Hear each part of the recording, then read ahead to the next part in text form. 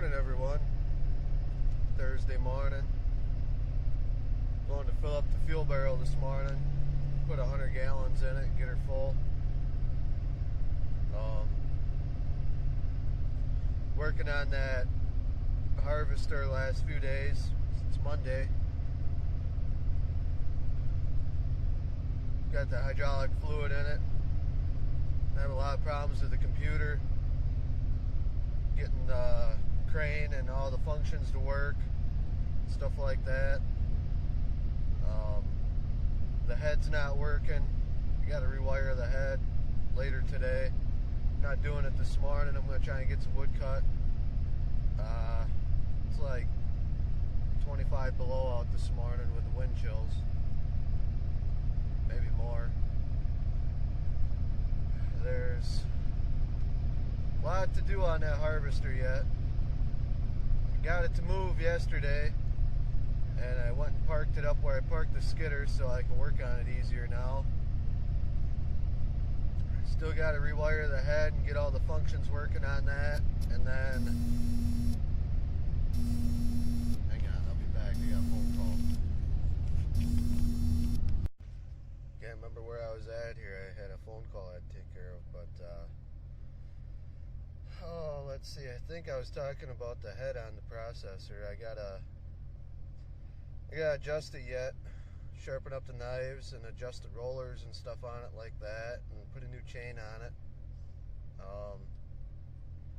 The head on it's so beat up and welded up on it, it's unbelievable. I've never saw something in such bad shape. I don't know if it's even going to work right. The pins on it that hold the hydraulic rams, the ram eyes in places are wallered out, and the bushings are gone. The pins are welded into place.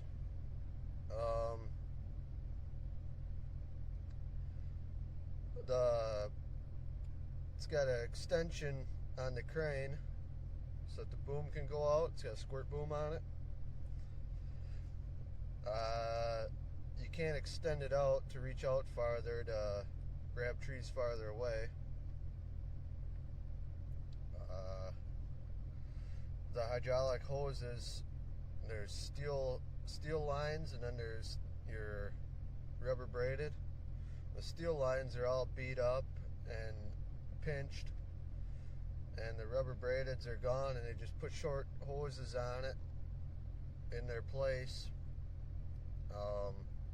Basically to cheap it out and keep using the machine, because I would imagine that those lines are thousands of dollars to replace them, so it's going to be thousands and thousands of dollars more now to make it right, because you got to replace all the steel lines that are all beat up, and the machine itself is pretty well beat up. It looks like they just bashed it through the woods. They knocked the panels off of it and broke windows out of it and stuff like that. And I don't know, I'll show you a video of it this morning, but this guy just moved out of my way here at the pump I gotta get to, so I'm gonna fill up with fuel.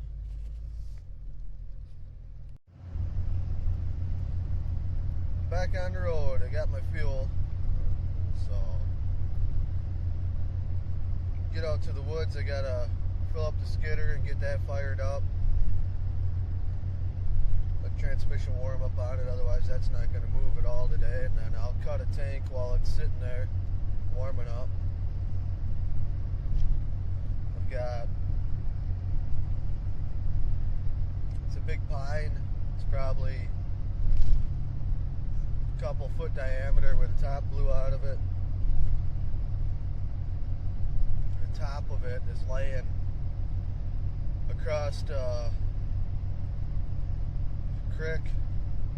It's like 65 feet of top. It's laying out over a creek. I'm going to try and pull it up today and get it out of there. Probably have to get some weight on the skidder first before I do. Otherwise, I got a feeling it's just going to sit and spin.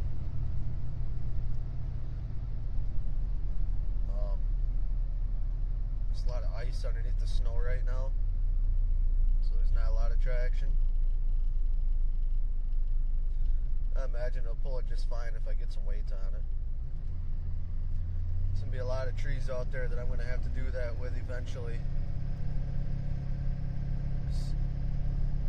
I got just a little, about an acre area I got to finish yet hand cutting, and then I'll be moving on to the worst of the storm damage, and it's bad. I don't even want to do it. I really don't even want to do it. It's just, it's unmaneuverable. You can't see anything. Everything's laid out flat and you don't know where anything's at.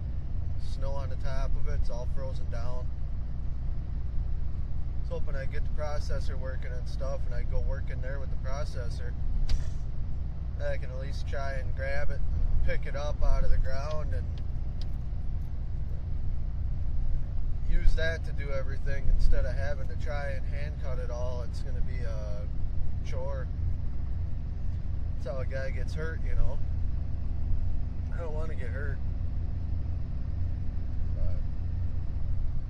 suppose that's enough of me blabbering. I'm going to get off of here and get to my destination. So, talk to y'all later. Thanks for watching. Here's the harvester. Like I said, it's in rough shape. See the lines up there, those steel lines all pinched off. And the head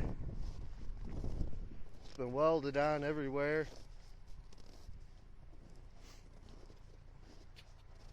Look at this boogered up mess.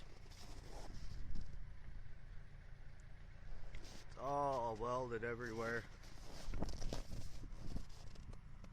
No bushing in there. It's just floppy.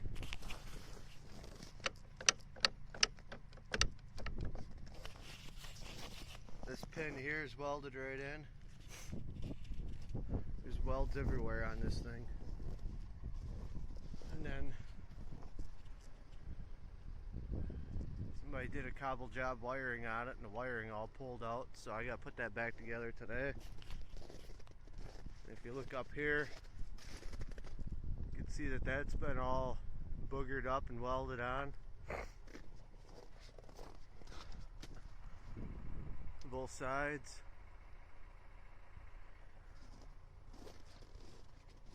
But if we get it working, make some money with it, we could put a new head on it. And that would be nice.